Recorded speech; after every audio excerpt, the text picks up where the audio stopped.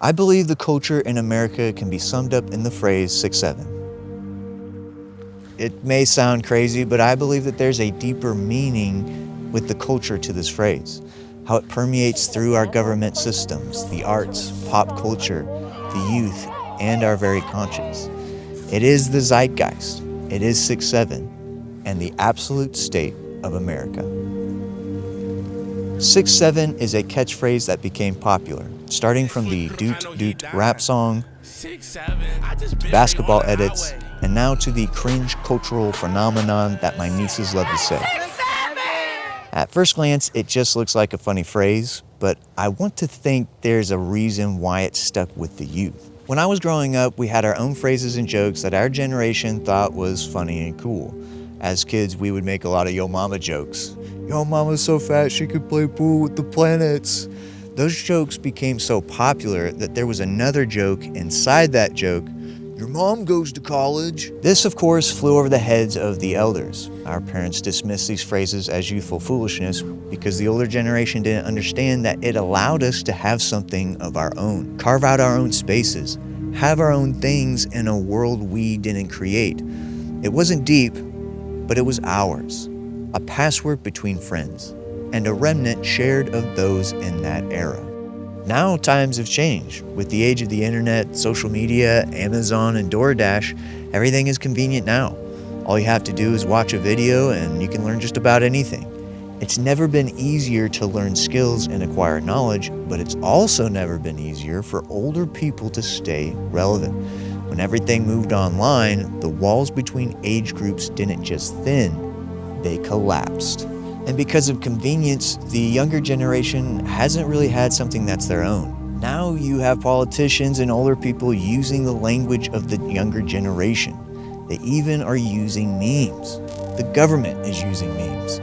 They use the diatribes, the clothing styles, you name it. Nothing is their own. And it's important because when you're young, you are entering a world you didn't create. It was created by the older generation. You don't have that much power when you're young, but you do have something. You have youth. Youth is the one currency adults can't earn back. Therefore, they borrow the slang, the posture, and the costumes. However, the year is 2026, and for the first time in a long time, the youth have something that they can call their own, and that the adults don't understand. And it comes in the form of 6-7. But what does it mean? 6-7 is like modern art. It's a bunch of splotches and paint drippings. It's a masterpiece. Or wait, is it a child's mess? We can't seem to come to a cohesive conclusion because modern art has no shape. It has no meaning. It means anything can be anything. Much like its origins in Doot Doot, it's nonsensical. It's whatever. 6-7 is the shrug made into a language. When nothing is sacred, the moral compass drifts. Meaning dissolves into noise, and adults can't stand it. And here's the irony of 6-7. It isn't merely a teenage joke. It's the atmosphere the adults built. The kids are just breathing it. If you haven't noticed, many positions in government are held by older people, and it's because of their policies that young people feel they can't achieve the American dream. Whether fair or not, young people feel the game was rigged before they arrived. Housing, wages, debt. And when people are frustrated, they turn to someone who voices their frustration. Someone who announces, I'll say whatever I want to say, it doesn't matter what you think because you destroyed our country. And what voices are they turning to? Well, they turn to someone like Nick Fuentes. Now, understand that I am simply trying to explain the zeitgeist, not that I'm defending what he says. To understand Nick Fuentes, let's look at the movie Joker. Art that trends becomes popular because it's a product of what has already happened in the hearts and minds of people. And the Joker movie with Joaquin Phoenix was pretty popular. Arthur Fleck, the main character, who is deeply troubled and depressed, finds himself an outcast of society. And this right here is why the movie was so popular. It made a connection to the audience.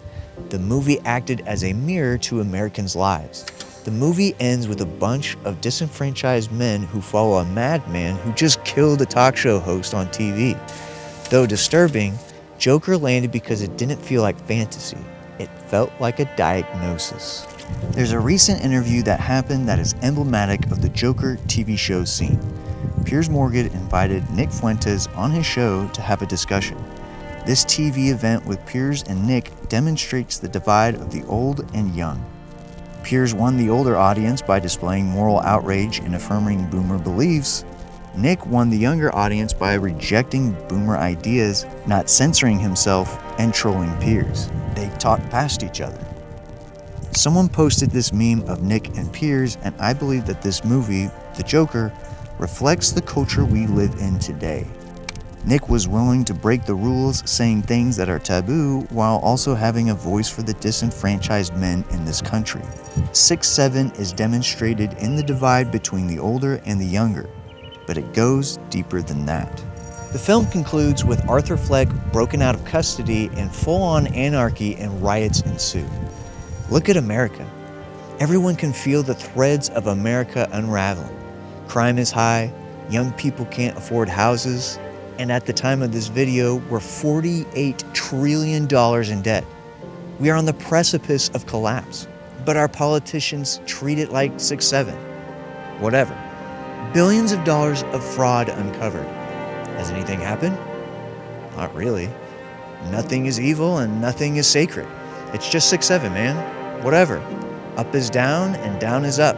And everything is upside down in the upside down of Stranger Things Season 5. To summarize, the world is ending in this show. Of course, that doesn't matter because one of the main characters decides it's more important for him to come out of the closet. That moment in Stranger Things is an exact reflection of the culture. That same week, Zoran promotes a chief firefighter with no firefighting experience. Why? Because virtue signaling is more important. Remember the California Palisades fires last year? America is literally and symbolically burning to the ground. But who cares? It just has to have the appearance of good, and substance doesn't matter. People will just scroll past anyways. It's all 6-7. This makes me wish for a simpler time. I remember when my grandma was telling me that when she grew up, they didn't lock the doors at night. Think about that kind of society, that kind of peace. I remember when I first got my car, I didn't have to lock it. I could have cash in the cup holder. Now, impossible. What happened to the peace? What happened to the security? We gave it all up. Because the government and parties have lied to us about just about everything, it seems, it has led some down the road of madness. Some even believe in time travel. Americans are going crazy because a nation without truth and justice is a 6-7 nation.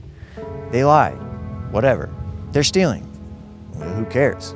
What is the meaning of evil if we don't do something to stop it? What does it tell us of those who don't do anything about it? These things have meaning. Unless good and evil are all subjective truth, you have your meaning and I have mine. What can truth be? Is it somewhere in the middle? It can't be. Truth isn't a compromise. 2 + 2 doesn't become 4-ish because people voted on it. What is truth? What is the truth? Just as 6-7 is nonsensical and irksome to hear because the phrase has no foundation, as is a nation without truth. There are 2 things that Americans want: truth and justice. Americans want the truth, but it's not enough to expose the truth. Something has to be done about it. Otherwise, the truth has no substance. Justice is the truth with hands and feet. We still don't really know about Jeffrey Epstein. What about crime rates? Classified information leaks? What about big pharma cover-ups? What exactly is the problem and how can we fix this? We consume people the way we consume content. Fast, hungry, and without gratitude. Selfishness. Relationships aren't working because everyone is devouring each other with no regard to the damage done. The boomers sell their houses at a really high price that no one can afford, refusing to sacrifice for a better future, leaving our inheritance a 6-7 world. The cure? People on the left would say we need communism. People on the right would say we need capitalism. But ultimately, that doesn't matter.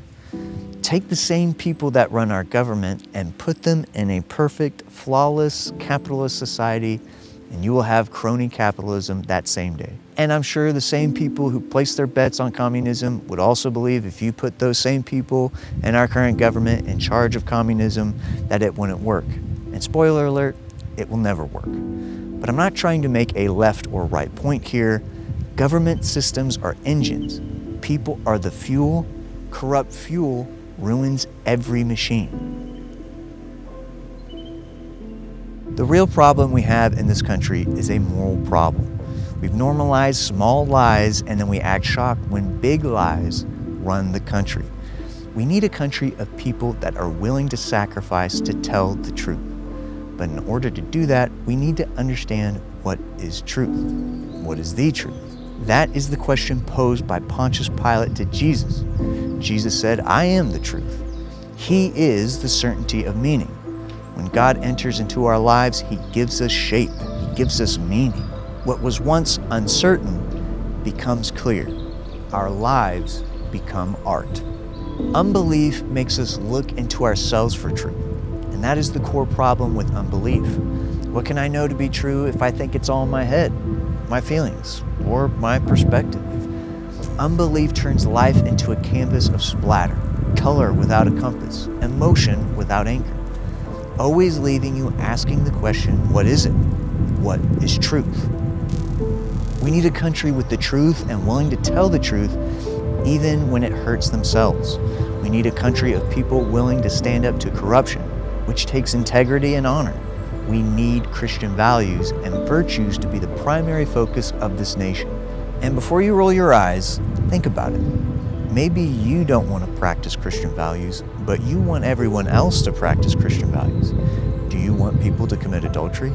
No, you want them to be faithful. Do you want people to practice self-control? Yes, that's a Christian value. Do you want people to tell the truth even when it hurts them? That's in the Bible. Yes, Christians fail. Everyone does. But the standard still points upward, and society needs to aim higher, to be better. I'd much rather have a society that aims for the stars and miss than a society that aims for a pile of degeneracy and hits it. Secularism tells us we're animals, and that all points horizontal. Just listen to your base passions.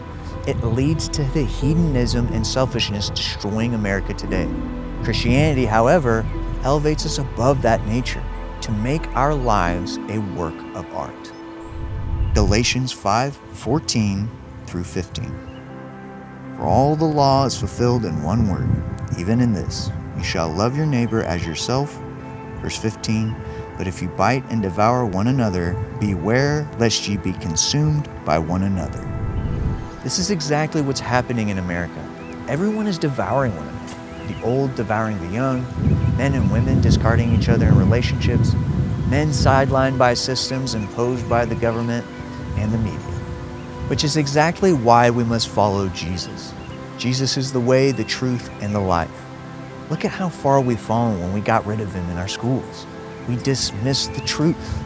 My grandma had her doors unlocked at night.